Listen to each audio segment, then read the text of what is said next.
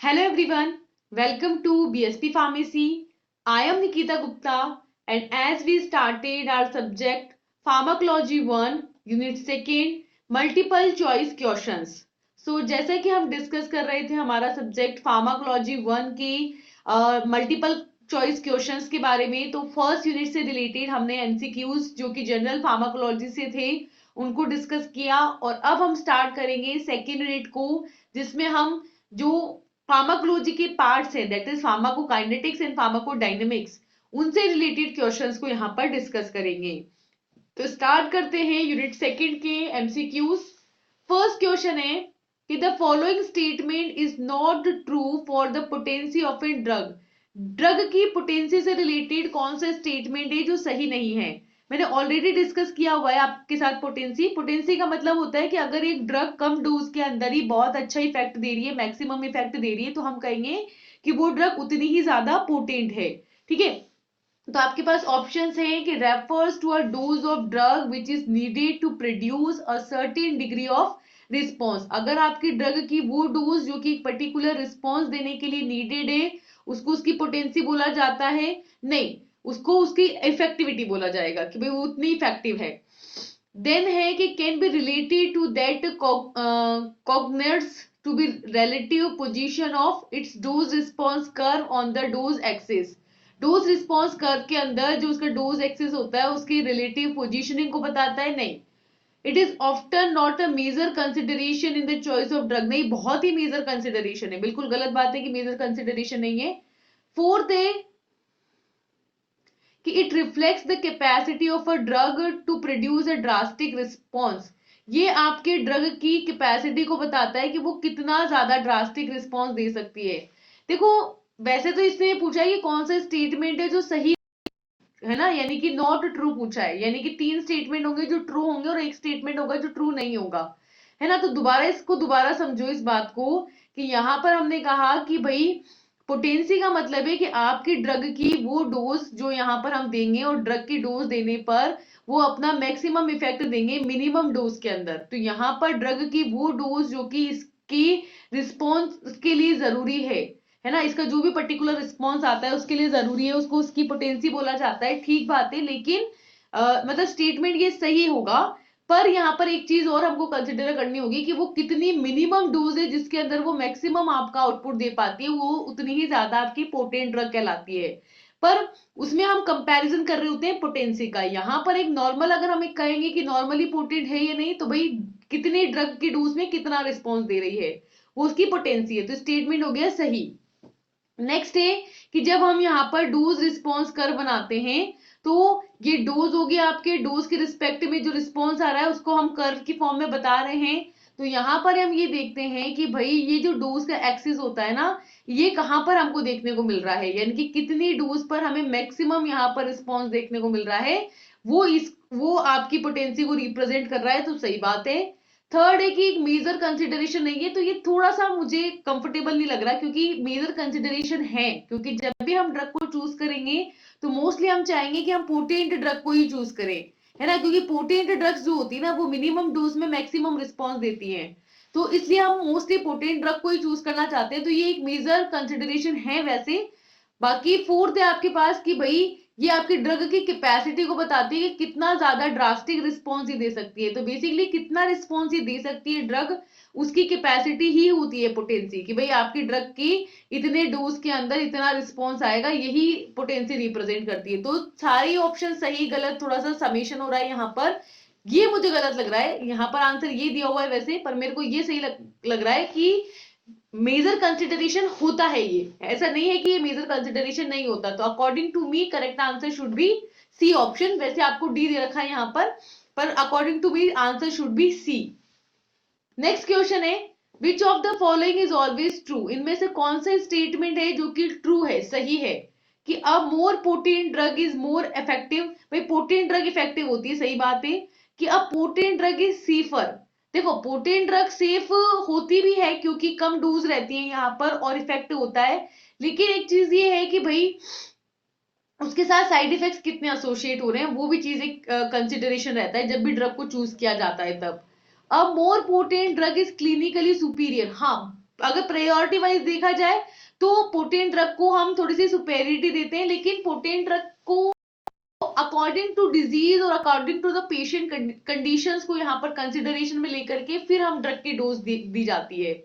A more potent drug can produce same dose at a lower dose. बिल्कुल सही है, सबसे सही स्टेटमेंट ही यही है कि भाई पोटेंट ड्रग के होने का मतलब ये है कि एक ड्रग जो कि कम डोज के अंदर ही आपके मैक्सिमम या फिर हम कहेंगे सेम रिस्पॉन्स दे सकती है। एक ड्रग जो इसकी आपके नॉर्मल ड्रग है और एक आपकी पोटेंट ड्रग है, दोनों सेम रिस्पॉन्स दे रही है, लेकिन ये कम डोज के अंदर दे रही है, इसी वजह से ये क्या है आपकी पोटेंट ड्रग है।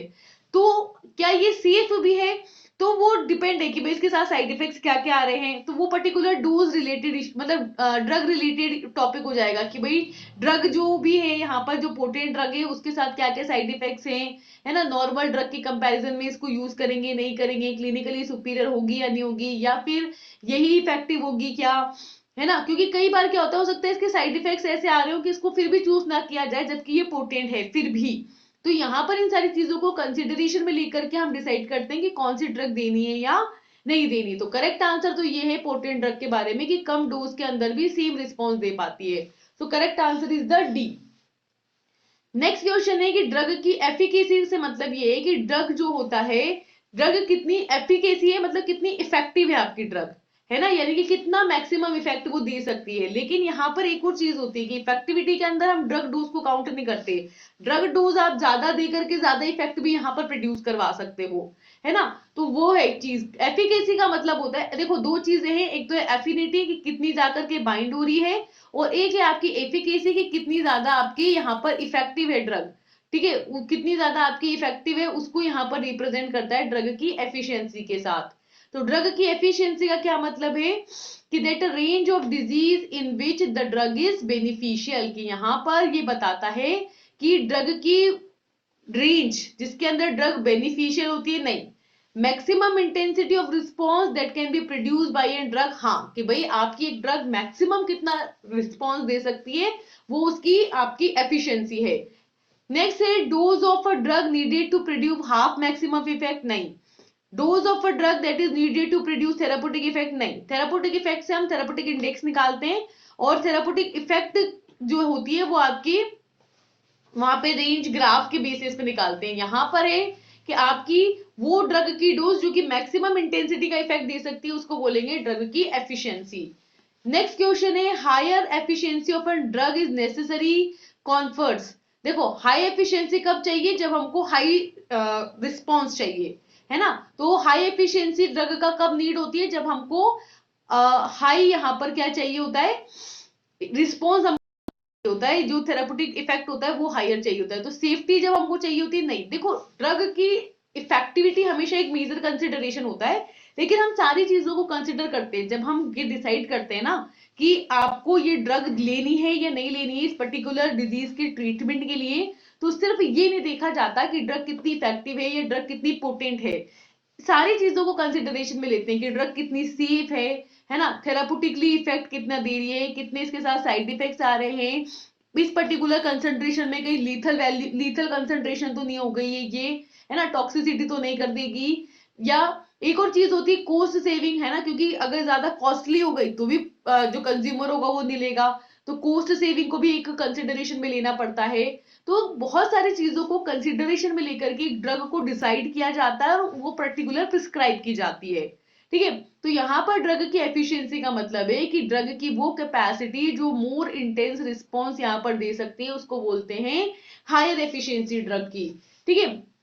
नेक्स्ट है question number 5 that if a dose response curve of a drug for producing a different actions are widely separated on the dose axis then the drug is, अगर हम एक डोज और response का curve बना रहे हैं, यहाँ पे डोज है और यहाँ पे है आपका रिस्पॉन्स, ठीक है, तो डोज और रिस्पॉन्स का कर्व बना रहे हैं और आपकी वो डिफरेंट डिफरेंट एक्शंस दे रहे हैं और यहाँ पर आपके एक्सिस से भी डिफरेंट डिफरेंट अलग अलग है ना, एक्सिस से भी सेपरेशन रख रहे हैं, वो बहुत ज्यादा उन दोनों के बीच में सेपरेशन है, तो इसका मतलब है कि दोनों ड्रग एक दूसरे से काफी ज्यादा अलग हैं, यानी कि ड्रग क्या है, हाईली सिलेक्टिव हैं, ठीक है। यानी कि देखो यहाँ पर क्या बोल रहा है कि आपने डोज रिस्पॉन्स कर्व बनाया है और आप देख रहे हो कि डोज का जो एक्सिस है ना, इन दोनों का डोज का जो एक्सिस है वो बहुत अलग है, यानी कि एक की डोज अलग है और दूसरे की डोज बहुत अलग है सेम रिस्पॉन्स को देने के लिए। यानी कि आपकी जो ड्रग है उसकी क्या अलग है, हाईली सिलेक्टिव है वो ड्रग की, इस पर्टिकुलर कंडीशन में ये वाली देंगे और इस पर्टिकुलर कंडीशन में ये वाली देंगे, दोनों हाईली सिलेक्टिव है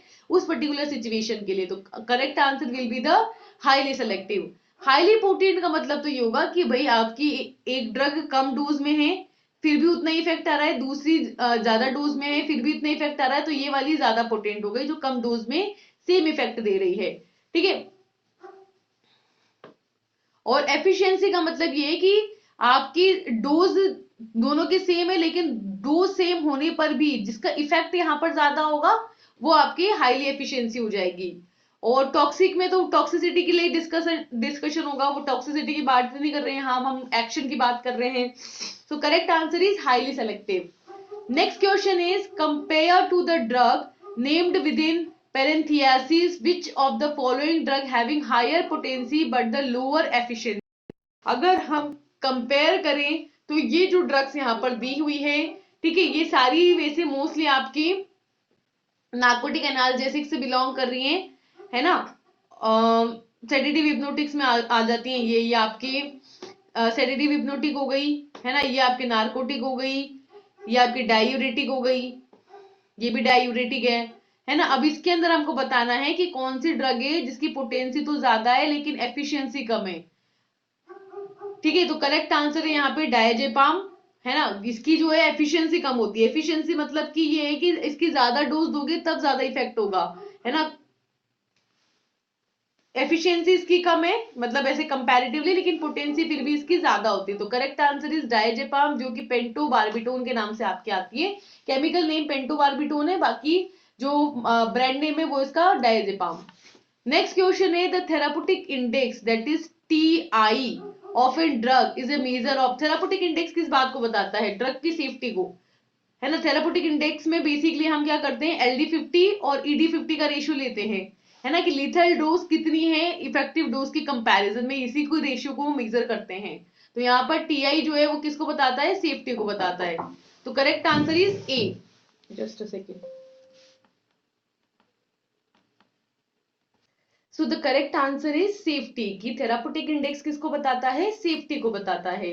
नेक्स्ट क्वेश्चन है that if the effect of combination of two drugs is equals to the sum of their individual effect then the two drugs are exhibiting। देखो क्या कह रहा है कि एक ड्रग है A जो इफेक्ट देती है X, एक ड्रग है आपकी B जो इफेक्ट देती है X, और दोनों ड्रग्स को साथ में दे दिया तो इफेक्ट हो जाएगा आपकी 2X, है ना। तो यही बोल रहे हैं कि अगर दो ड्रग्स हैं और उन दोनों को एक साथ में कॉम्बिनेशन करके हम दे रहे हैं तो उनका जो इंडिविजुअल इफेक्ट है वो सम हो जाएगा, तो उस इफेक्ट को क्या बोला जाता है, उसको बोला जाता है सिनर्जिज्म। तो correct answer is B. Potentiation क्या होता है, अदर ऑप्शंस भी देख लेंगे। पोटेंशिएशन का मतलब होता है कि एक ड्रग है ए, ये क्या कर रही है, खुद तो इफेक्ट नहीं दे रही लेकिन जो दूसरी ड्रग है बी इसके इफेक्ट को बढ़ा दे रही है, इसको क्या बोलते हैं, पोटेंशिएशन। एक होता है आपके एंटागोनिज्म, एंटागोनिज्म का मतलब होता है ऑपोजिट एक्शन, यानी कि ये क्या करता है, अपोजिट एक्शन देता है, यानी कि ए ड्रग ए ये इफेक्ट दे रही है एक्स और एक ड्रग है आपकी बी जो इफेक्ट दे रही है -x, दोनों को साथ में दे दिया तो x plus -x is equal to 0, तो इफेक्ट आपका क्या हो जाएगा, 0। इसी को क्या बोलते हैं, एंटागोनिज्म। यानी ये जो ड्रग इफेक्ट दे रही होती है उसको ये अपोज कर देता है, उसको बोला जाता है एंटागोनिज्म। और एक होता है आपकी क्रॉस टॉलरेंस। टॉलरेंस बेसिकली ये है कि आपने एक ड्रग दी, पहले आपने ली 1 ग्राम, ठीक है, उसका आपके एक्स इफेक्ट आया, फिर आपने दोबारा से 1 ग्राम ली तो फिर वो थोड़ा सा इफेक्ट उसका कम हो गया, 0.9x हो गया, फिर आपने अगली बार थोड़ा सा इफेक्ट ज्यादा करने के चक्कर में 2 ग्राम ले ली तो यहां पर इफेक्ट हो गया 1.5x, फिर आपने अगली बार फिर से 2 ग्राम ली तो फिर थोड़ा सा इफेक्ट कम होकर के लगभग 1.3 तक आ गया, है ना, फिर आपने 2 ग्राम ली तो और कम हो गया, वापस से 1 ग्राम हो, 1x तक आ गया। तो इस तरीके से धीरे धीरे टॉलरेंस का मतलब है, जैसे मान लो कि कभी आपने फर्स्ट टाइम स्मोक किया तो एक अलग इफेक्ट आया, फिर दूसरी बार किया फिर भी आया, तीसरी बार में और कम हो गया वो इफेक्ट आना, चौथी बार में कम हो गया, तो आपने फिर वहां पर स्मोकिंग की जो फ्रीक्वेंसी थी उसको इंक्रीज कर दिया। तो यही बोल रहे हैं कि क्रॉस टॉलरेंस का मतलब है कि बेसिकली आपके टॉलरेंस जनरेट हो गया, यानी कि उसको लेने से अब आपको इफेक्ट नहीं प्रोड्यूस हो रहा, तो उसको बोला जाता है क्या, क्रॉस टॉलरेंस। नेक्स्ट क्वेश्चन है कि the antagonism between the adrenaline and histamine is called as physiological antagonism. ठीक है, दो ड्रग है आपकी, एक तो है एड्रेनलिन और एक है हिस्टामिन। ठीक है, इन दोनों का जो फिजियोलॉजिकल इफेक्ट है वो एक दूसरे के अपोजिट है। इसको बोलते हैं हम फिजियोलॉजिकल एंटागोनिज्म, कि भाई अगर आपकी जो फिजियोलॉजिकल इफेक्ट है वो एक दूसरे के अपोजिट है तो उसको बोला जाता है फिजियोलॉजिकल एंटागोनिज्म। यानी कि यहाँ पर जो फिजियोलॉजिकल इफेक्ट है वो अपोजिट है, यानी कि अपोजिट फिजियोलॉजिकल इफेक्ट। तो correct answer is D, option से both are physiological present in the body. हाँ, फिजियोलॉजिकल प्रेजेंट है बॉडी में लेकिन अपोजिट में प्रेजेंट है। They are act on a physiological receptor, हाँ फिजियोलॉजिकल रिसेप्टर पे ही काम करेंगे, एक ही सेम नहीं होता लेकिन दोनों के रिसेप्टर्स अलग अलग होते हैं। Both effect affect many physiological process, बहुत सारे नहीं, एक ही सेम फिजियोलॉजिकल प्रोसेस होंगे जिसको अपोज कर रहे होंगे, एक बढ़ा रहा होगा दूसरा कम कर रहा होगा, तो उसको बोलते हैं अपोजिट फिजियोलॉजिकल इफेक्ट। तो correct answer is D. Next है आपकी क्वेश्चन नंबर 10, जिसके अंदर कह रहा है कि एक ड्रग है आपकी are, a drug are producing no response. ये आपकी ड्रग है आर, ठीक है, ये जो है कोई रिस्पॉन्स नहीं दे रही, ठीक है, by itself causes a log response curve. इसका लॉग रिस्पॉन्स कर्व हमने बनाया तो कोई रिस्पॉन्स नहीं आया। फिर हमने साथ में ड्रग एस, उसने क्या किया, इसके जो इफेक्ट थे ना, इसका जो डोज रिस्पॉन्स कर्व आ रहा था उसको राइट साइड में शिफ्ट कर दिया, ठीक है, पैरेलल मैनर के अंदर, without decreasing its maximum response, के मैक्सिमम रिस्पॉन्स को बिना चेंज किए, उसको बिना डिक्रीज किए, इसने सिर्फ राइट साइड में डोज रिस्पॉन्स कर्व को शिफ्ट कर दिया। तो बताओ ये आर क्या है आपका, ये आर हुआ आपका कॉम्पिटिटिव एंटागोनिस्ट, क्योंकि हमने ऑलरेडी डिस्कस कर रखा है कि कॉम्पिटिटिव एंटागोनिस्ट जो होते हैं वो बिना रिस्पॉन्स को चेंज किए सिर्फ उसको राइट साइड में पैरेलल मैनर में शिफ्ट कर देते हैं। ध्यान दो कि पार्शियल एगोनिस्ट भी कर रहे हैं, नॉन कॉम्पिटिटिव भी कर रहे हैं, लेकिन इनमें क्या होता है, इनके अंदर जो डोज रिस्पॉन्स कर्व होता है ना उसमें भी चेंज आ जाता है, मतलब इसकी जो इफेक्टिविटी आता है, जो रिस्पॉन्स होता है उसमें भी चेंज देखने को मिलता है। यहाँ पर हमने क्या कहा कि जो मैक्सिमम रिस्पॉन्स है उसके अंदर कोई चेंज नहीं आ रहा, सिर्फ शिफ्ट हो रहा है, तो वो क्या है आपके competitive antagonist. That is why correct answer is C. Next question है the antidote action of sodium nitrile in cyanide poisoning is based on. Sodium nitrile जो देते हैं ना साइनाइड की पॉइजनिंग में, वो क्या काम करता है, वो काम करता है आपके केमिकल एंटागोनिज्म का। ये आपने ना फर्स्ट सेमेस्टर के अंदर इनऑर्गेनिक में भी पढ़ा होगा, जब आपको सोडियम नाइट्राइल पढ़ाया जाता है, साइनाइड की पॉइजनिंग में पढ़ाया जाता है ना, इनऑर्गेनिक कंपाउंड्स पढ़ाते हैं वहां पर, तब बताते हैं कि भाई किस तरीके से सोडियम नाइट्राइल जो रहता है साइनाइड की पॉइजनिंग के अंदर केमिकल रिएक्शन के अंदर पार्टिसिपेट करता है और केमिकल एंटागोनिज्म यहाँ पर प्रोड्यूस करता है। तो ये जो साइनाइड पॉइजनिंग के अंदर यूज किया जा रहा है, ठीक है, ये किस तरीके का एंटागोनिज्म यहाँ पर शो करेगा, केमिकल एंटागोनिज्म, ठीक है। तो correct answer is B, that is chemical antagonism. Next question है कि a drug which does not produce any section by itself but decrease the slope of log dose response curve and suppresses the maximum response to the another drug is। क्या बोल रहे हैं कि एक drug है, ठीक है, जो खुद तो अपने आप से कोई एक्शन नहीं प्रोड्यूस कर रही है, ठीक है, बट लेकिन decrease the slope of dose response curve. ध्यान दो यहाँ पर, ये क्या कर रही है, डोज रिस्पॉन्स कर्व की जो स्लोप हो रही है ना उसको यहाँ पर डिक्रीज कर रही है, and suppresses the maximum response to the another drug. कि भाई एक ड्रग है, जैसे अपन ने पिछली बार डिस्कस किया था ना, एक ड्रग आर थी जो खुद का तो कोई रिस्पॉन्स नहीं दे रही थी, है ना, लेकिन अगर हमने वहां पर एक एसिड कंपाउंड दिया था तो वो क्या कर रहा था, लोग जो डोज रिस्पॉन्स कर रहे उसको सिर्फ राइट साइड में पैरेलल में शिफ्ट कर रहा था, और डोज रिस्पॉन्स कर्व की जो सब मैक्सिमम लेवल है उसमें कोई चेंज नहीं ला रहा था, तो वो तो क्या था आपका कॉम्पिटिटिव एंटागोनिस्ट था।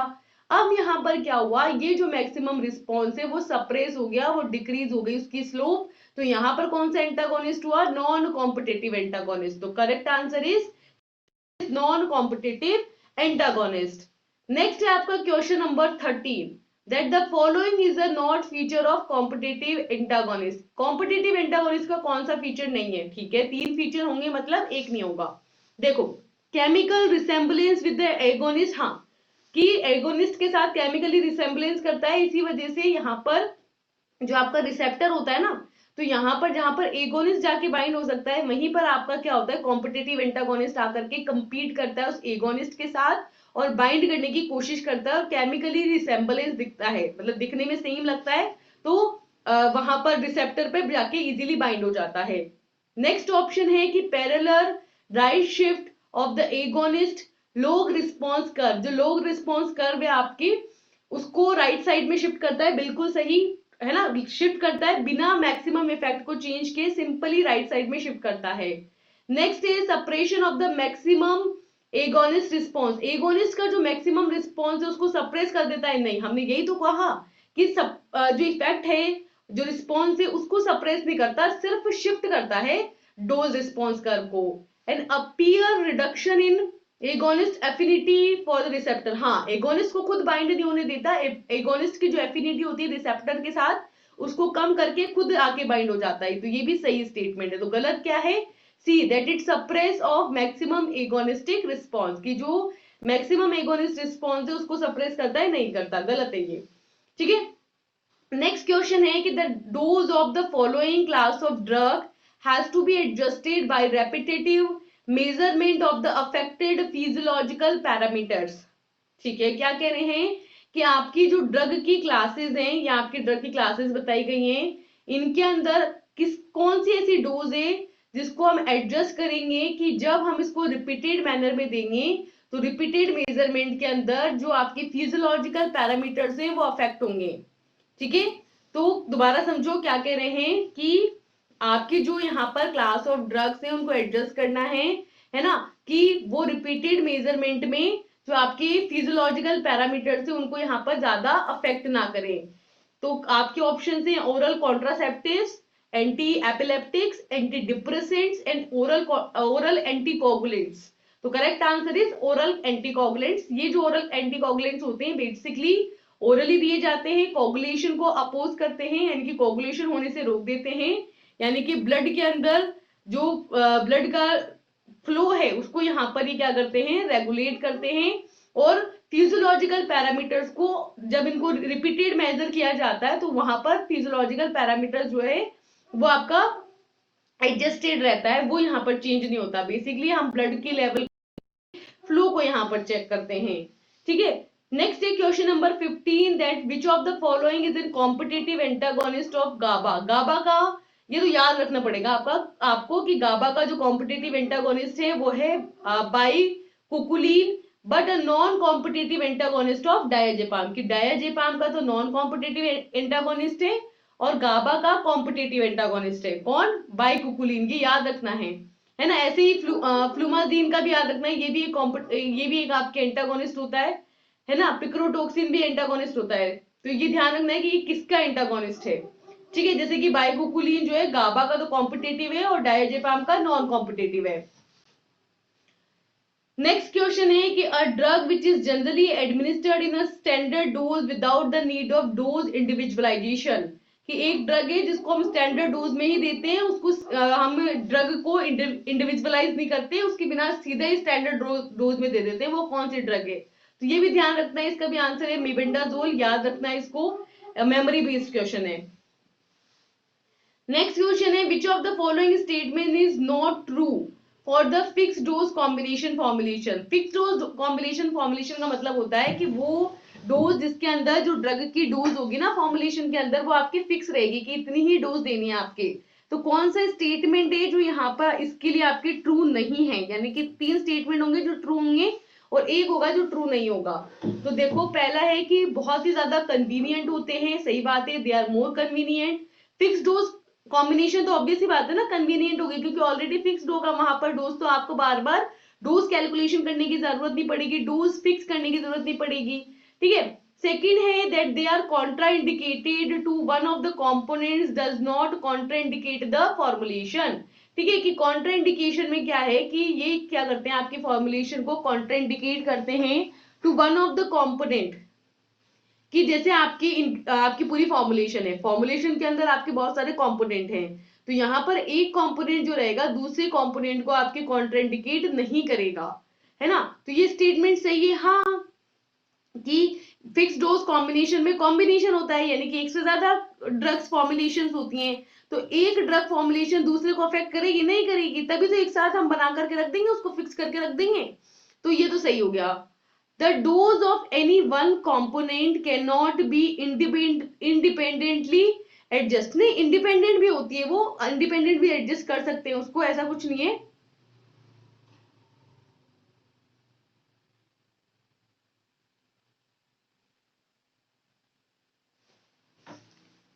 अच्छा, ये अपन ने इस बात को गलत समझ लिया। देखो क्या कह रहा है, contraindication to one component does not contraindicate. बिल्कुल, अगर एक कंपोनेंट जो है ना वो कॉन्ट्राइंडिकेट कर रहा है ना, अगर जैसे पूरी फॉर्मुलेशन है उसके अंदर कोई एक कंपोनेंट है वो कॉन्ट्राइंडिकेट कर रहा है, इसका मतलब ये है कि पूरी फॉर्मुलेशन वहां पर कॉन्ट्राइंडिकेट करी, क्योंकि पूरी फॉर्मुलेशन के अंदर वो कंपोनेंट भी आ रहा है कॉन्ट्राइंडिकेट करने वाला, तो अल्टीमेटली आपकी पूरी फॉर्मुलेशन वहां पर कॉन्ट्राइंडिकेट कर रही है ना। तो ये कह रहा है कि डज नॉट, कि नहीं कर रही है, कि गलत बात है, कर रही है, तो इसलिए ये गलत स्टेटमेंट है। इसको हमने गलत तरीके से समझ लिया था। हमने ये कहा था कि भाई एक कंपोनेंट जो है वो दूसरे कंपोनेंट्स को नहीं अफेक्ट कर रहा, दूसरे कंपोनेंट्स को कॉन्ट्राइंडिकेट नहीं कर रहा, यानी कि दूसरों के साथ इंटरेक्शन नहीं कर रहा है। कॉम्बिनेशन में एक दूसरे के साथ इंटरेक्शन होगी, एक कंपोनेंट दूसरे कंपोनेंट को अफेक्ट नहीं करेगा, ये बात भी सही है। लेकिन यहां पर जो बोला गया ना वो ये नहीं बोला गया, यहाँ पे तो ये बोला गया है कि एक कंपोनेंट अगर कॉन्ट्राइंडिकेशन कर रहा है तो क्या पूरी फॉर्मुलेशन करेगी? हाँ, अगर एक कंपोनेंट कॉन्ट्राइंडिकेशन कर रहा है तो पूरी फॉर्मुलेशन आपकी कॉन्ट्राइंडिकेट करेगी। तो यहाँ डज नॉट बोला था इसलिए गलत हो गया, कि करती है इसलिए गलत है स्टेटमेंट।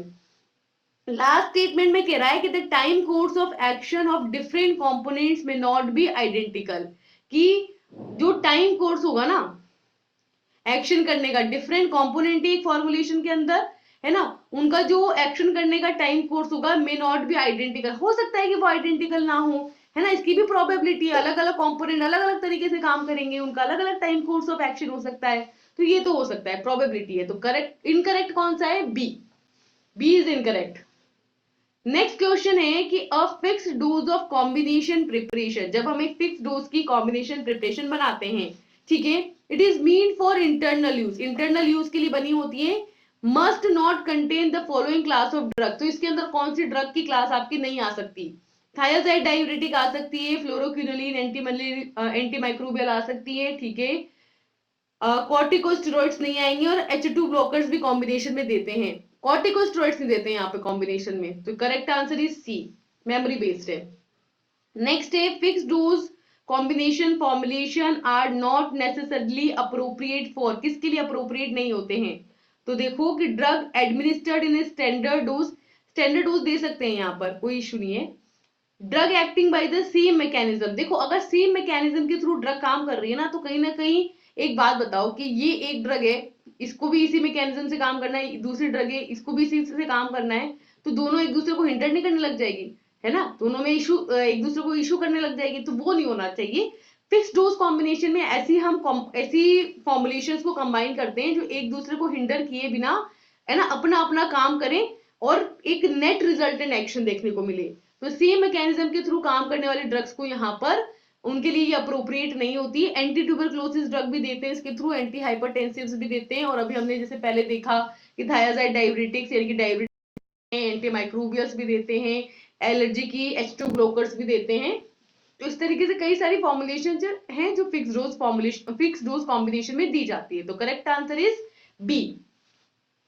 नेक्स्ट क्वेश्चन है आपके question number 20, that inter individual variations in equi effective dose of a drug are most marked if it is disposed bye.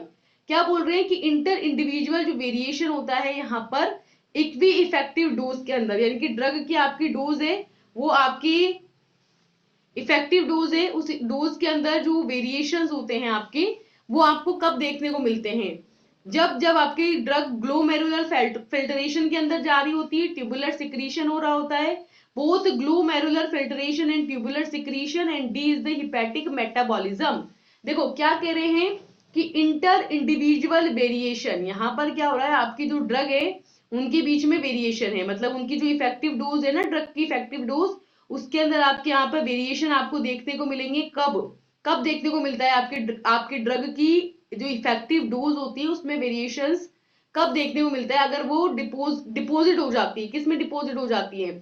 Filtration में, सिक्रीशन में, दोनों में, या फिर हिपैटिक मेटाबॉलिज्म में। तो correct answer is hepatic metabolism. अगर हिपैटिक मेटाबॉलिज्म के अंदर वो यहाँ पर डिपोजिट हो गई, डिस्पोज हो गई, है ना, तो यहाँ पर आपको ड्रग की डोज के इफेक्टिव डोज होगी ना, उसके अंदर वेरिएशन देखने को मिलेंगे, अगर मेटाबॉलिज्म के थ्रू वो सही से मेटाबोलाइज नहीं हो रही है और प्रॉपर इफेक्टिव कंसेंट्रेशन के अंदर नहीं आ पा रही है तो।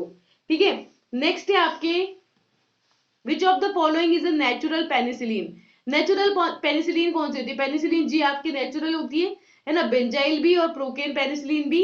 इसके अलावा है आपके पास बेंजाथीन पेनिसिलिन, ये भी नेचुरल ही है। तो correct answer is all of the above. ये तीनों ही पेनिसिलिन जो है आपके नेचुरल पेनिसिलिन में आती है। नेक्स्ट है which penicillin is effective only orally and parenterally. कौन सी पेनिसिलिन है जो ओरली भी इफेक्टिव होती है और पेरेंटली भी होती है? तो correct answer is amoxicillin. Amoxicillin वैसे तो आपकी नैरो स्पेक्ट्रम होती है, ये ब्रॉड स्पेक्ट्रम नहीं होती, नैरो स्पेक्ट्रम होती है ना। तो वैसे तो कुछ पर्टिकुलर माइक्रो ऑर्गेनिज्म के लिए इफेक्टिव हो पाती है, लेकिन फिर भी ओरली भी दे सकते हैं इसको, पेरेंटली भी दे सकते हैं। तो correct answer is A, that is amoxicillin. Next है question number 23, that which of the following is a natural penicillin which having the longest duration of action. किसका ड्यूरेशन ऑफ एक्शन सबसे ज्यादा होता है? तो memory based answer is benzathine penicillin, that is Penidure. ठीक है, ये आपको ध्यान रखना है। नेक्स्ट है which of the following route is included in the enteral root. एंटरल root का मतलब होता है बेटा जीआईटी ट्रैक्ट, यानी कि माउथ, है ना, इसोफेगस, इंटेस्टाइन, रेक्टल कैनाल, है ना, ये सब आपके एंटरल रूट में आती है। तो क्या है जो इंक्लूड होता है? इंक्लूड होता है ओरल, हाँ, रेक्टल, हाँ, सबलिंगुअल भी मुंह में आ गया ना, तो हाँ, तो आंसर इज ऑल, करेक्ट, सारे आ जाएंगे। नेक्स्ट है which of the following antibiotic having bacteriocidal action. इनमें से कौन सा है जो बैक्टीरियोसाइडल, बैक्टीरियोसाइडल का मतलब है बैक्टीरिया का सुसाइडल, यानी कि बैक्टीरिया की किलिंग। कौन सा आपका ऐसा एंटीबायोटिक होगा जो कि बैक्टीरिया को किल कर देगा? तो सारे ही वैसे तो आपकी एंटीबायोटिक है यानी कि बैक्टीरिया को, यहाँ पर बैक्टीरिया की ग्रोथ को इनिबिट करेंगे या उसको किल करके, है ना, एंटी बैक्टीरियल एक्शन देंगे यहाँ पर। लेकिन कौन सा है जो बैक्टीरियोसाइडल है, यानी कि बैक्टीरिया को किल ही कर देगा बिल्कुल? तो वो है आपका पेनिसिलिन। इस पे ना टेस्ट भी किया था, जो इसकी डिस्कवरी थी ना, वो भी यही थी कि बेसिकली फंगल पे इंफेक्शन कर रहे थे, फंगल पर एक्सपेरिमेंट कर रहे थे, और ये पाया गया कि बैक्टीरिया को इसने पूरी तरीके से खत्म कर दिया था, है ना। तो यही इसकी स्टोरी थी, और करेक्ट आंसर होगा यहाँ पर सी, पेनिसिलिन। क्लोरामफेनिकोल इनिबिटर का काम करता है, जेंटामाइसिन और वेंकोमाइसिन भी इनिबिटर का काम करते हैं। नेक्स्ट है question number 26, that in which of the following statement is true. कौन सा ट्रू स्टेटमेंट है? तो आपके पास ऑप्शन है कि पेनिसिलिन आर बैक्टीरियोसाइडल, हाँ, which inhibits the cell wall synthesis thereby kills the bacteria. जो क्या करती है, बैक्टीरिया के अंदर सेल वॉल को सिंथेसाइज नहीं होने देती है और इस तरीके से यहाँ पर बैक्टीरिया को किल करती है। सही बात है। Penicillin in higher dose is neurotoxic. Penicillin को ना एक तो हायर डोज में नहीं देना, और एक हमेशा पैच टेस्ट लगा के देना होता है, क्योंकि सेंसिटिव होती है बहुत ज्यादा, हर किसी को सूट नहीं करती। तो पेनिसिलिन का एक तो पैच टेस्ट लगाना होता है हमेशा, और हाई डोज नहीं देना होता, अदरवाइज टॉक्सिसिटी करती है। पेनिसिलिन के अलावा जैसे अगर मान लो आप अमीनोग्लाइकोसाइड कोई ड्रग दे रहे हैं तो उसको भी हाई डोज में नहीं देना होता। अगर आप टेट्रासाइक्लिन दे रहे हैं तो भी उसको हाई डोज में नहीं देना होता। ये सब टॉक्सिसिटी कर रही होती है, इसलिए हाई डोज में किसी को भी नहीं देना। नेक्स्ट है कि एंजाइम पेनिसिलिनेज जो है, पेनिसिलिनेज क्या करेगा, जो नेचुरल पेनिसिलिन होगा उसको डिस्ट्रॉय कर देगा। पेनिसिलिन एज है ना, इसको डिस्ट्रॉय कर देता है, तोड़ देता है, तो डिस्ट्रॉय कर देता है, बिल्कुल सही स्टेटमेंट है। तो correct answer is D, that all of the above statement is true. Next है which of the following is the first generation cephalosporin. ये याद रखना पड़ेगा कि किस जनरेशन में कौन कौन सी सिफेलोस्पोरिन आएगी आपके, है ना। तो सिफेलोस्पोरिन की फर्स्ट जनरेशन में क्या आता है आपकी, सेफाड्रॉक्सिल, सेफाड्रॉक्सिल आता है। तो correct answer is C, and cephalexin भी इसी में आता है। ठीक है, then question number 28, that which of the following is in predictable cause of most adverse drug reaction। जो मेनली जो एडीआरस होते हैं ना, एडवर्स ड्रग रिएक्शन, उनका मेन प्रिडिक्टेबल कारण क्या होता है? तो कारण हो सकता है, देखो, नॉन अडरेंस, एडवर्स ड्रग रिएक्शन के लिए अडरेंस नहीं है। अडरेंस तो का मतलब ये है कि किसी को याद नहीं रहा दवाई लेना, वो टाइमली नहीं ले रहा, है ना, या उसके पास पैसे नहीं है वो मेडिसिन लेने के लिए, तो ये मेन अडरेंस के रीजन होते हैं। ये आपके एडवर्स रिएक्शन के लिए रिस्पॉन्सिबल नहीं है। एलर्जिक रिएक्शन अलग हो गया, है ना, वो साइड इफेक्ट है एलर्जिक रिएक्शन। आइडियोसिनक्रेसी भी साइड इफेक्ट है, ये दोनों साइड इफेक्ट हैं। और डोज इशू जो है ना वो है आपके adverse drug reaction. Adverse drug reaction का मतलब होता है अगर आपने ड्रग को जो आपने बता रखी है उस डोज से आपने ज्यादा दे दी है ना, आपने उस डोज से ज्यादा आपकी ड्रग दे दी, तो वहां पर आपको क्या देखने को मिलेंगे, एडवर्स ड्रग रिएक्शंस देखने को मिलेगा, एडीआर देखने को मिलेगा। तो ये किसके साथ रिलेटेड है, आपके डोज के इश्यू के साथ रिलेटेड है, that is why correct answer is C. ठीक है, नेक्स्ट है आपका क्वेश्चन नंबर 29 कि adverse drug reaction occurs in 10 to 20% of hospitalized patients and what percentage of these ADRs is considered severe. ये कह रहे हैं कि जो एडवर्स ड्रग रिएक्शंस होते हैं ना वो आपके 10 से 20% हॉस्पिटलाइज्ड पेशेंट्स के अंदर देखने को मिलते हैं। ठीक है, तो what percentage of these ADR, इनमें से कौन से एडीआर, कितने परसेंट एडीआर होते हैं जो सीवियर होते हैं, तो वो भी लगभग 10 to 20% ही होते हैं। मेनली किसकी वजह से होते हैं, ड्रग के डोज को ज्यादा दे देने की वजह से एडीआर देखने को मिलता है। और ये कई बार कभी कभी सीरियस भी हो जाता है, वरना अदरवाइज ऐसा नहीं होता, क्योंकि एंटीडोट होते हैं या हम डोज को एडजस्ट भी कर देते हैं वहां पर। तो इसलिए correct answer is 10 to 20%। Next है आपका question number 30 that dose related ADRs are particular concern in which of the following circumstances. कौन से आपके सर्कमस्टांसेस होते हैं जिसके अंदर आपके डोज रिलेटेड एडीआर होते हैं जो हमारे कंसर्न होते हैं, है ना, पर्टिकुलर कंसर्निंग होते हैं हमारे लिए। तो हमने कहा कि 10 से 20% चांसेस ये जो सीवियर कंडीशन में आते हैं। तो सर्कमस्टांसेस क्या हैं कि the patient has also known allergy, कि पेशेंट को अगर एलर्जी कंडीशन है ना, तो वो वहां पर हमारे लिए प्रॉब्लम हो सकती है। ठीक है,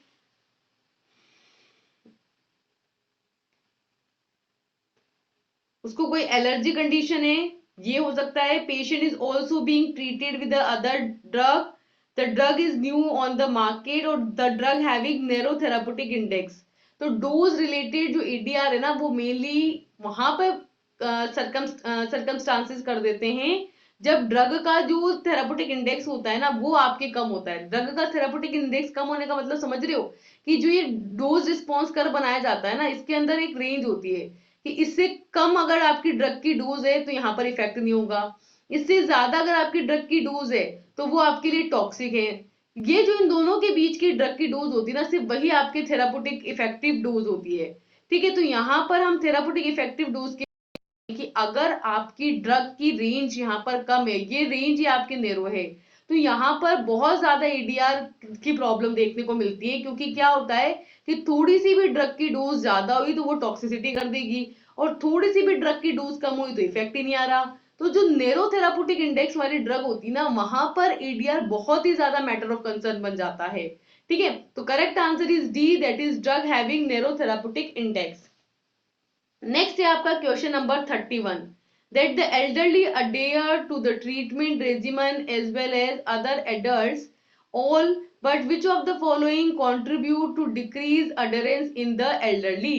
देखो क्या बोल रहे हैं कि जो elderly person होते हैं ना, ठीक है, उनका जब हम ट्रीटमेंट कराते हैं तो वो ट्रीटमेंट रेजिमेन को अडेयर कर लेते हैं। ठीक है, as well as other adult, दूसरे एडल्ट भी कर लेते हैं। बट लेकिन विच ऑफ द फॉलोइंग, इनमें से कौन सी कंडीशन है जो एल्डरली पर्सन के अंदर अडरेंस को कम कर देती हैं। तो पहला है इनएडिक्वेट फाइनेंस, अगर फाइनेंस नहीं है तो अडरेंस को कम कर सकता है। मल्टीपल ड्रग्स अगर आप ले रहे हैं, drug which are given by the patch, और फोर्थ है आपकी कॉग्निटिव इम्पेयरमेंट। देखो अडरेंस जो है ना, मेनली अडरेंस का जो इशू है ना वो देखने को मिलता है अगर पर्सन के पास फाइनेंस की प्रॉब्लम है तो देखने को मिलता है ना, तो वहां पर इनएडिक्वेट फाइनेंस में तो आपकी ज्यादा देखने को मिलता है अडरेंस। मल्टीपल ड्रग ले रहे हो तो भूल जाते हैं कौन सी लेनी है कौन सी नहीं लेनी, तो वहां पर भी अडरेंस की प्रॉब्लम ज्यादा होती है। और कॉग्निटिव इम्पेयरमेंट की याद नहीं है, आपको रिकॉग्नाइज नहीं कर पा रहे कौन सी लेनी कौन सी नहीं लेनी, तो भी यहाँ पर अडरेंस की प्रॉब्लम ज्यादा देखने को मिलती है। अब हम क्या करें कि डिक्रीज कैसे कर सकते हैं, डिक्रीज कर सकते हैं कि हमने पैच लगा दे। पैच में क्या होता है, ड्रग जो है एक बार लगाई, अब ड्रग जो है सस्टेन रिलीज है, खुद ही धीरे धीरे रिलीज होती रहेगी और इफेक्ट देती रहेगी अपने हिसाब से, हमको याद रखने की जरूरत नहीं है कि भाई कब ड्रग लेनी है कब नहीं लेनी है। तो इस तरीके से जो अड्रेस वाली प्रॉब्लम है उसको हम कम कर सकते हैं, उसको रिजॉल्व कर सकते हैं। तो correct answer is drug given by the patch. Next है क्वेश्चन नंबर 32 कि only half of the patient who leave a physician's office with a prescription take the drug as directed. जितना टोटल लोग जाते हैं फिजिशियन के पास checkup कराने के लिए उसमें सिर्फ 50% लोग ही हैं जो जिनको जैसा बताया जाता है वो वैसे एज इट इज सारी चीजें वैसे कर रहे होते हैं। So which of the following is most common reason of non adherence. तो यहाँ पर ये जो नॉन अडरेंस हो रहा है ना कि वो प्रॉपरली फॉलो नहीं कर पा रहे, उसका कारण क्या क्या हो सकते हैं कि वरिंग अबाउट द एडिक्शन, कि उनको ये डर है कि भाई एडिक्शन हो जाएगा, नहीं ऐसा ये नहीं सोचते लोग। फूड रेस्ट्रिक्शन, फूड रेस्ट्रिक्शन में ये होता है कि जैसे बता दिया डॉक्टर ने कि इस दवाई के साथ ये चीज बिल्कुल भी नहीं लेनी, तो वो इस चीज का भी ध्यान रख लेते हैं। फॉरगेटफुलनेस होता है कि भूल जाते हैं, दवाई लेना भूल जाते हैं, ये भी नॉन एड्रेस का एक मेजर कारण है। और फोर्थ है फ्रीक्वेंट डोजिंग। फ्रीक्वेंट डोजिंग का मतलब ये है कि जैसे बोला जाता है एक सुबह लेनी है, एक दिन में लेनी है, एक शाम को लेनी है, तो मोस्टली जो मेन प्रॉब्लम होती है वो क्या होती है, सुबह तो ले लेते हैं, दिन में भूल जाते हैं, फिर शाम को ले लेते हैं, है ना। तो वो जो सही डोजिंग है ना वो नहीं ले पाते हैं, जिस तरीके से एज इट इज उनको बताया जाता है ना। कभी जैसे मेंशन किया है कि दूध के साथ ही लेनी है तीनों बार की, तो एक टाइम पे मान लो आसपास जहां पर वो अवेलेबल है वहां पे आसपास उनको दूध ही नहीं मिल रहा, तो इसलिए दवाई नहीं ले रहे, है ना। तो मेनली यहाँ पर जो मेन सबसे कॉमन रीजन है वो है फ्रीक्वेंट डोजिंग, है ना, कि भाई बार बार डोज लेनी पड़ रही है, ये है सबसे मेन प्रॉब्लम। और इसका रिजोल्यूशन ये है कि सस्टेन रिलीज ड्रग दे दो या फिर पैच लगा करके दे दो, तो वो सस्टेनली खुद ही रिलीज होती रहती है, तो वहां पे बार फ्रीक्वेंट डोजिंग की प्रॉब्लम नहीं होती और नॉन अडरेंस की प्रॉब्लम रिजॉल्व हो जाती है। तो correct answer is D, that is frequent dosing. Next है question number 33, that which aspect of drug administration is most likely to control the effect of drug on the patient। कि इनमें से कौन सा aspect है ड्रग एडमिनिस्ट्रेशन का जो drug का जो इफेक्ट है पेशेंट के ऊपर उसको कंट्रोल करता है। ड्रग का जो इफेक्ट है पेशेंट के ऊपर उसको कैसे कंट्रोल किया जा सकता है ड्रग एडमिनिस्ट्रेशन के थ्रू। तो पहला है कि आप बाइंडिंग साइट को कंट्रोल कर लें, सेकेंड है केमिकल इंटरेक्शन, थर्ड है drug concentration at a site, and fourth है आपका रूट ऑफ एडमिनिस्ट्रेशन। देखो आपकी ड्रग जो है ना मेनली साइट ऑफ एक्शन तक पहुंचनी चाहिए, अगर आप उसको कंट्रोल कर सकते हैं कि ड्रग कितने टाइम में आपके साइट ऑफ एक्शन तक पहुंच पाएगी और कितने अमाउंट में पहुंच पाएगी, तो आप जो ड्रग का इफेक्ट होगा ना पेशेंट के ऊपर उसको यहाँ पर मैनेज कर सकते हैं। मेनली प्रॉब्लम क्या होती है कि जैसे ड्रग हमने ओरली रूट के थ्रू ली तो वो अब्जॉर्प्शन में अटक गई, डिस्ट्रीब्यूशन में अटक गई, प्रोटीन बाइंडिंग में अटक गई, है ना, या फिर वहां तक पहुंचते पहुंचते डिग्रेड हो गई, मेटाबोलाइट हो गई, या किसी अदर सबस्टांस के साथ उसने केमिकल इंटरेक्शंस कर ली, तो अल्टीमेटली साइट ऑफ एक्शन तक जितनी ड्रग पहुंच पाएगी वही तो इफेक्ट में पार्टिसिपेट करेगी ना। तो यहाँ पर जो ड्रग का इफेक्ट होता है पेशेंट के ऊपर वो किसके थ्रू कंट्रोल कर सकते हैं कि साइट ऑफ एक्शन तक ड्रग की कितनी कंसेंट्रेशन यहाँ पर पहुंच पा रही है। अगर हम इसको आइडेंटिफाई कर लें तो हम ड्रग के एक्शन को यहाँ पर या ड्रग की इफेक्ट को यहाँ पर पता कर पाएंगे कि ओवरऑल ड्रग का कितना इफेक्ट देखने को मिलेगा। नेक्स्ट क्वेश्चन इज कि जब आपकी ड्रग को हम एडमिनिस्टर करते हैं तो which aspect of drug administration is mostly control the effect of a drug on the patient. कि भाई जब आप ड्रग को एडमिनिस्टर कराते हो तो पेशेंट के ऊपर ऐसा कौन सा एस्पेक्ट होता है जो ड्रग के इफेक्ट को सबसे ज्यादा यहाँ पर अफेक्ट कर रहा होता है। तो उसको हमने बताया कि साइट ऑफ एक्शन, कि आपकी जो ड्रग है वो साइट ऑफ एक्शन पर कितनी कंसंट्रेशन में यहाँ पे प्रेजेंट होती है, जितनी ड्रग आपकी यहाँ पे प्रेजेंट होगी उतना ही इफेक्ट देखने को मिलेगा। So the correct answer is option number C. Next is question number 34, that which of the following is best define therapeutic index of an drug. Drug के थेराप्यूटिक इंडेक्स को सबसे बेहतरली कैसे डिफाइन किया जा सकता है। तो थेराप्यूटिक इंडेक्स बेसिकली ड्रग की सेफ्टी को रिप्रेजेंट करता है और इसके अंदर हम निकालते हैं LD50 और ED50 का रेशियो। ठीक है, यानी कि आपकी ड्रग कितनी लीथल है, कितना टॉक्सिक इफेक्ट यहाँ पे प्रोड्यूस कर रही है, उसकी इफेक्टिव डोज के कंपैरिजन में उसको क्या बोलते हैं, उसकी थेराप्यूटिक इंडेक्स बोला जाता है। तो यहाँ पे आपके पास ऑप्शन है कि change in the response per unit dose, per unit dose में कितना रिस्पॉन्स में चेंज आ रहा है ये आपका थेराप्यूटिक इंडेक्स होता है, नहीं। मैक्सिमम अटेनेबल रिस्पॉन्स, नहीं। Ratio of minimum toxic concentration to the median effective concentration, यानी कि आपके LD50 की वैल्यू और आपकी मीडियन इफेक्टिव कंसंट्रेशन यानी कि ED50 की वैल्यू का जो रेशियो होगा उसको आपका थेराप्यूटिक इंडेक्स बोला जाता है। तो बिल्कुल सही, the correct answer is C. इसके अलावा है variation in magnitude of response among the given population, की पॉपुलेशन के बीच में रिस्पॉन्स का जो मतलब जो रिस्पॉन्स आपको देखने को मिल रहा है ड्रग की डोज देने पर, तो कितना उसका मैग्नीट्यूड है वो आपके थेराप्यूटिक इंडेक्स को रिप्रेजेंट करता है तो नहीं। तो करेक्ट आंसर हो जाएगा आपके LD50 divided by ED50। Next है question number 35, that which of the following is most likely to result from increasing the dose of drug with the small therapeutic index। इनमें से आपका कौन सा है जो कि आपके ड्रग के डोज को इंक्रीज करने पर थेराप्यूटिक इंडेक्स यहाँ पर कम हो जाएगी, है ना। तो उसके ऑप्शंस हैं कि decrease probability of toxicity, no effect in effectiveness. देखो क्या कह रहे हैं कि ड्रग की डोज तो हम क्या कर रहे हैं यहाँ पर बढ़ा रहे हैं, लेकिन थेराप्यूटिक इंडेक्स हमारा कम हो रहा है। देखो थेराप्यूटिक इंडेक्स को ना एक तो फॉर्मूला से बताते हैं और एक साथ में उस ग्राफ से भी बताते हैं। जो ग्राफ रहता है ना उसके अंदर ये थेराप्यूटिक रेंज होती है, ठीक है। तो यहाँ पर क्या कह रहे हैं कि अगर हम ड्रग की डोज को बढ़ा रहे हैं और थेराप्यूटिक इंडेक्स कम है तो फिर आपको क्या रिजल्ट देखने को मिलेगा। तो यहाँ पर है कि टॉक्सिसिटी की जो प्रोबेबिलिटी है वो यहाँ पर कम हो जाएगी, नहीं टॉक्सिसिटी बल्कि में, है ना। No effect in effectiveness, effectiveness पे इतना फर्क नहीं पड़ेगा। स्मॉल थेराप्यूटिक इंडेक्स है ना तो मेनली टॉक्सिसिटी पे इफेक्ट पड़ता है।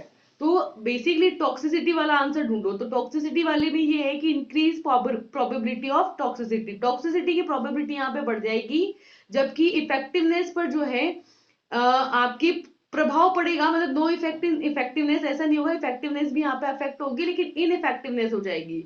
मतलब कि जैसे मान लो कि अगर आपकी स्मॉल है, थेराप्यूटिक इंडेक्स आपके इतना ही रेंज का है, ठीक है, तो इसका मतलब है कि अगर आपने थोड़ी सी भी डोज यहाँ पर इस रेंज से ज्यादा करी तो आपकी टॉक्सिसिटी बढ़ जाएगी, और यहाँ पर जैसे ही वो टॉक्सिसिटी में आ गया वैसे ही जो इफेक्टिवनेस है ना वो यहाँ पर खत्म हो जाएगी, इन इफेक्टिवनेस हो जाएगी। सो the correct answer is increase probability of toxicity और इन इफेक्टिवनेस, ठीक है। इन इफेक्टिवनेस यहाँ पे बढ़ेगी या हम कहेंगे टॉक्सिसिटी इंक्रीज होगी। नेक्स्ट क्वेश्चन है कि most of the absorption of oral drugs occur in which of the following structure, सबसे ज्यादा ओरल ड्रग का अब्जॉर्प्शन कहाँ होता है, ऑलरेडी डिस्कस कर चुके हैं हम, स्मॉल इंटेस्टाइन में। तो correct answer is small intestine. Next question है which of the following is mostly likely site of absorption of a control release form of an oral drug. Oral drug की बात हो रही है यहाँ पर, साइट ऑफ अब्जॉर्प्शन की बात हो रही है, लेकिन बस इतनी सी बात हो रही है कि कंट्रोल रिलीज जब आपकी ड्रग है तब वो कहां पर सबसे ज्यादा अब्जॉर्ब होगी। तो सेम यहां पर भी इंटेस्टाइन में ही होगी। तो correct answer is large intestine, ठीक है। नेक्स्ट क्वेश्चन है कि drug are absorb by crossing the cell membrane via various method. Drug जो होती है ना अलग अलग मेथड के थ्रू सेल मेम्ब्रेन को क्रॉस करती है और अब्जॉर्ब होती है, ठीक है।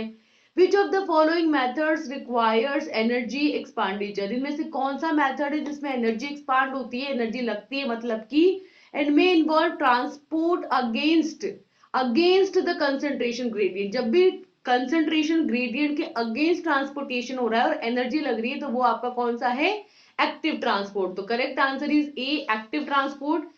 जो पैसिव डिफ्यूजन होता है उसमें एनर्जी की रिक्वायरमेंट नहीं होती और कंसंट्रेशन ग्रेडियंट के अकॉर्डिंग यहाँ पर ट्रांसपोर्टेशन होता है।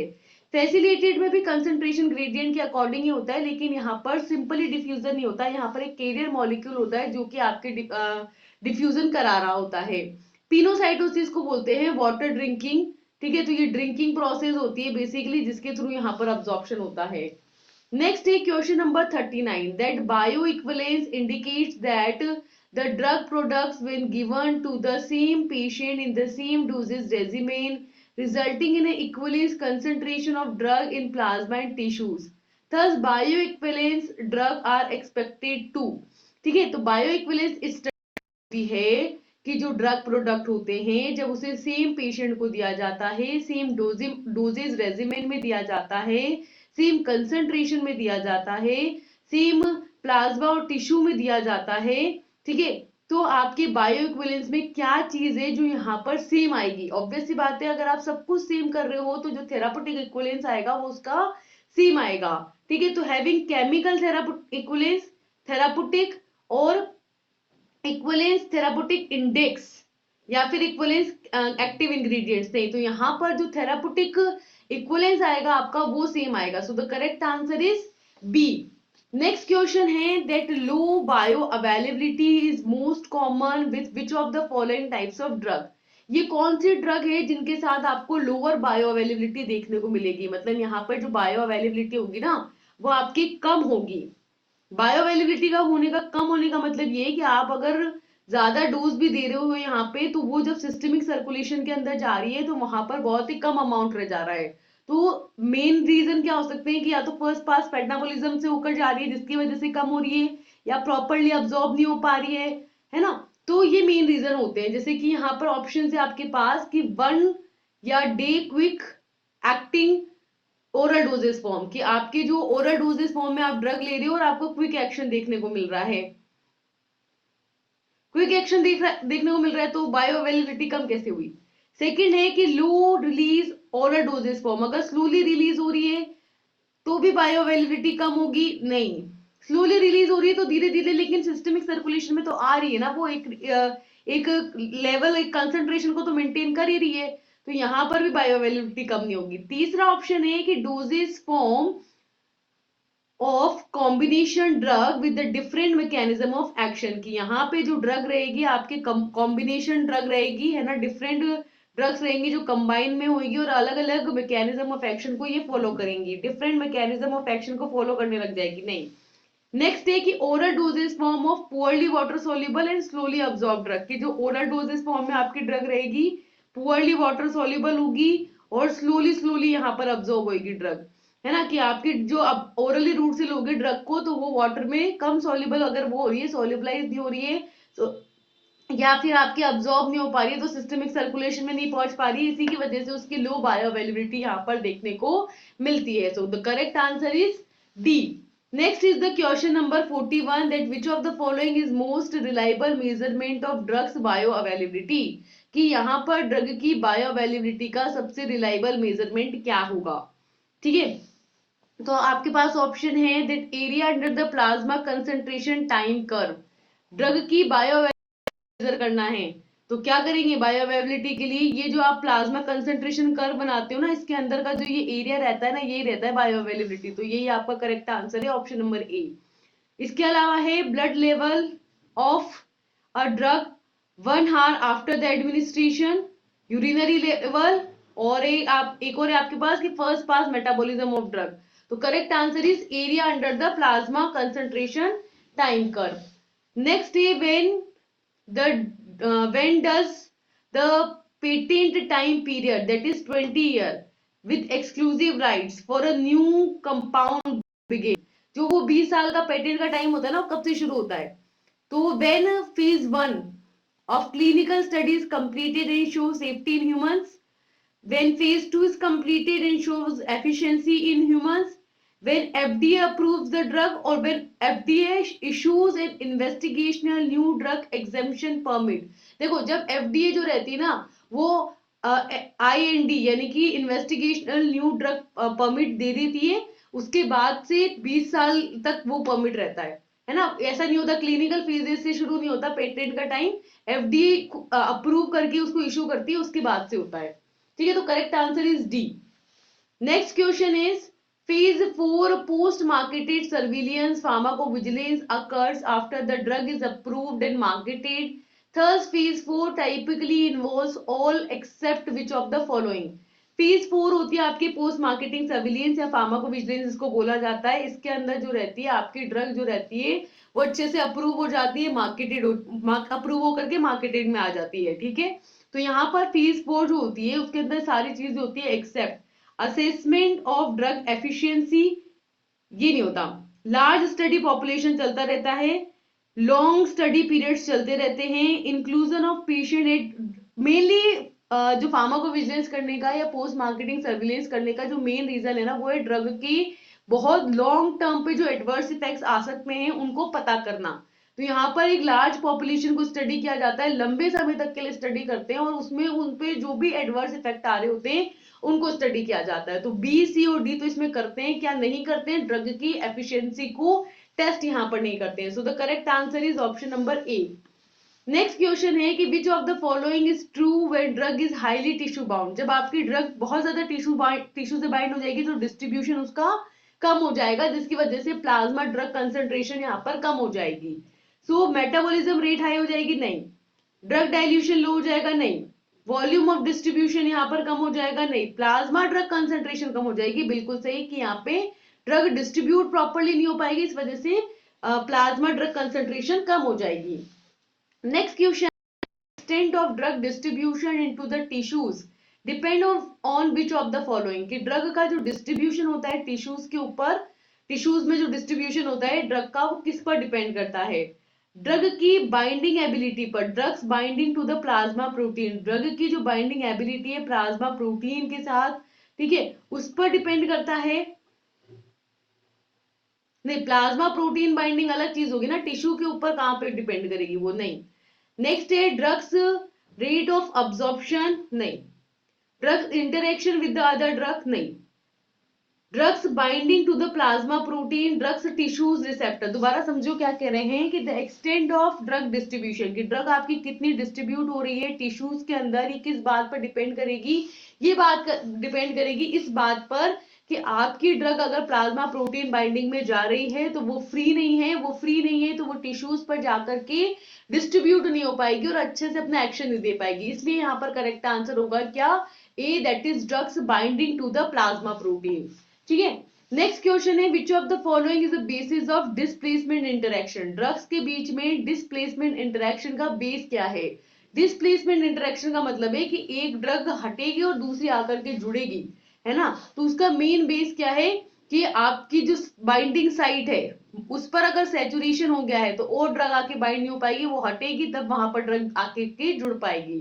तो the correct answer is binding site saturation. Next question is which of the following is accurately describe the objective criterion called NNT, that is number needed to treat, है ना। तो यहाँ पर इनमें से कौन सा है जो ये बताता है कि एनएनटी को बताता है? एनएनटी मतलब नंबर नीडेड टू ट्रीट, कि भाई ट्रीट करने के लिए कितना नंबर चाहिए, इसको ये बताता है। ऑब्जेक्टिव क्राइटेरिया है ये बेसिकली, जो एनएनटी को रिप्रेजेंट करता है। तो यहाँ पे क्या मतलब है एनएनटी से? तो देखो कि the number needed to treat more than 50% of the patient to benefit, कि कितने नंबर हैं, मतलब the number needed to treated, कितने नंबर है जिनको हमें ट्रीट करना है, more than 50% of patient to benefit, जिससे कि 50% से भी अधिक लोगों को, जो पेशेंट रहेंगे उनको फायदा हो यहाँ पर। सेकेंड है कि the number needed to be treated to 100% of the patients benefit, कि जितने नंबर ऑफ पेशेंट्स को ट्रीट किया जाए सभी को यहाँ पर बेनिफिट हो जाए। थर्ड है number needed to be treated for one patient to benefit and the number needed to treated for one patient to avoid the adverse effects. देखो एनएनटी जो है ना, एनएनटी का मतलब है नंबर नीडेड टू ट्रीट, कि कितने नंबर हैं जिनको ट्रीट किया जाना चाहिए। तो यहाँ पर जो हमारा ऑब्जेक्टिव है ना, ऑब्जेक्टिव क्राइटेरिया वो सिर्फ वन पेशेंट का है, कि एक पर्सन भी अगर ट्रीट हो जा रहा है तो भी वो वहां पर इफेक्टिव है। तो number only one patient to get benefits. Option number C is the correct answer. Then the next question is parameters such as patient's LDL cholesterol and triglyceride level are considered. कि भाई हम patient के LDL level यानी कि low density lipoprotein cholesterol की बात कर रहे हैं, तो LDL कोलेस्ट्रॉल का लेवल और ट्राइग्लिसराइड का लेवल की बात करें तो इनको कहां पर हमको कंसिडरेशन में लेने की जरूरत है? पेशेंट ओरिएंटेड आउटकम्स के अंदर, सेरोगेट आउटकम्स के अंदर, डाइक्रोमेटस आउटकम्स के अंदर और एविडेंस ऑफ ड्रग इंटरेक्शंस के अंदर। तो correct answer is surrogate outcomes के अंदर हमको यहाँ पर एलडीएल लेवल और ट्राइग्लिसराइड के लेवल को कंसिडरेशन में लेने की जरूरत होती है। Next is the question number 49 that which of the following define as a drug efficiency as opposite to the effectiveness. Efficiency के अपोजिट जो इफेक्टिवनेस है, एफिशिएंसी का मतलब वैसे तो इफेक्टिवनेस ही होता है, लेकिन इन दोनों में क्या कॉन्ट्राइंडिकेटरी चीज है कि एक ड्रग आपके उसकी एफिशिएंसी है तो वो इफेक्टिव भी है। तो देखो कि drugs impact on a disease in a wide range of patients in the real world. Real world के अंदर कितने पेशेंट्स हैं जिनको एक पर्टिकुलर डिजीज को ट्रीट करने में एक ड्रग इंपैक्ट कर पा रही है। सेकेंड ऑप्शन है drugs safety in a wide range of patient in a real world. Drugs safety in ideal conditions and drugs capacity to produce an effect. देखो एफिशिएंसी का मतलब ये होता है कि एक ड्रग कितना इफेक्ट दे पा रही है, तो सिंपल ये एक ड्रग की कैपेसिटी कि वो कितना इफेक्ट दे पाती है। जैसे मान लो कि ब्लड प्रेशर को कम करना है, तो कितना वो ब्लड प्रेशर कम कर पा रही है, वो उसकी एफिशिएंसी होती है। तो correct answer is option number D, that is drugs capacity to produce an effect. Last आता है आपका क्वेश्चन नंबर 50, जो कहता है कि drug error contribute to the mobility and motility, thus the source of error may be prescribers, pharmacists, patient and caregivers. Error in the prescription are common especially for the certain population, all but there is some of the following groups are particularly at our risk। ये बोल रहे हैं कि जो drug के case में जैसे error हो जाती है, तो वो एरर जो है ना मोटिलिटी और मोबिलिटी को अफेक्ट करती है। यानी कि अगर एरर हो गई तो हो सकता है कि जो पर्सन है वो किसी डिजीज डिसऑर्डर को वहां पर हो जाए, उसको कोई बीमारी हो जाए, या फिर वो उसकी डेथ भी हो सकती है अगर ड्रग की डोज में एरर आ गई तो, है ना। तो यहाँ पर जो सोर्सेज ऑफ एरर होते हैं वो अलग अलग रीजन की वजह से हो सकते हैं। प्रिस्क्राइबर ने जो गलती से प्रिस्क्राइब कर दिया, फार्मासिस्ट ने गलत दे दिया, पेशेंट ने खुद ने गलत ले लिया, या केयर गिवर जो है उसने गलत दे दिया। तो यहाँ पर डिफरेंट रीजन की वजह से आपके एरर आ सकती है, ठीक है। तो ये जो एरर प्रिस्क्राइबिंग के अंदर आती है वो बहुत ही कॉमनली देखने को मिलती है कुछ पर्टिकुलर पॉपुलेशंस के बीच में, जिनमें से कुछ पर्टिकुलर ग्रुप्स होते हैं जो सबसे ज्यादा रिस्क में होते हैं। वो कौन से होते हैं? Adolescence, elderly, woman of bearing age और चिल्ड्रन। तो वैसे तो सभी है जो रिस्क में है, पर सबसे ज्यादा कौन है? एल्डोरोसेंस। जो एडल्ट पर्सन है वो, है ना, एजेड पर्सन है वो, क्योंकि उनका ना थोड़ा सा भी ड्रग डोज इधर उधर हुआ तो उनकी हेल्थ बहुत ज्यादा सीरियस कंडीशन में आ जाएगी, डेथ भी बहुत इजीली हो जाती है। तो the correct answer is A, that is adolescence. तो ये हुए हमारे सेकंड यूनिट के फर्स्ट 50 क्वेश्चंस। होपफुली आपको सभी क्वेश्चंस एकदम क्लियर हो गए होंगे कि किस क्वेश्चन का आंसर कौन सा है और क्यों है ना। पहला तो ये समझ में आना चाहिए कि किस क्वेश्चन का आंसर ये है, और दूसरा ये समझ में आना चाहिए कि क्यों ये आंसर है। तो ये सारी चीजों को हमें समझने की यहाँ जरूरत है। तो इसी तरीके के और एमसीक्यूज को हम नेक्स्ट लेक्चर में डिस्कस करेंगे। Till then, thank you and all the best, bye bye.